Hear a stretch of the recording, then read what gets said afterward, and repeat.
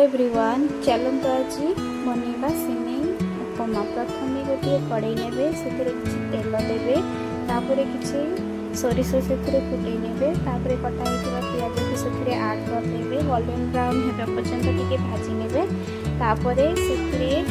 मुझे कटा बीटरूट को आप चाहिए आपण मनपसंद परिवा को नहीं पारे।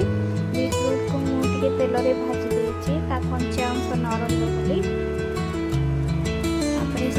शिमला लंका स्क्वायर सेप काटिकी आप चाहिए आपण मनपसंद जेकोसी परिवा को आप आड करें।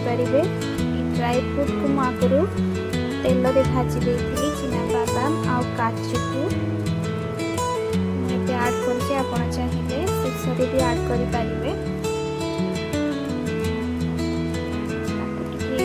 देवा लुण देवा स्वाद अनुसार हलदी गुंड मिसई देवा किसी लंका गुंड देवा स्वाद अनुसार लंका गुंड देवे आपको जी खाइबा पसंद मिसई देवा। मुझे रखी ये सिमेईटा बॉइल करके बॉइल करके पानी छड़े रखिदे आड करेंगे। जिते आप सिमेई को बॉइल करेंगे से पानी रे टिके लुण देवे सिमेई को आड करेंगे।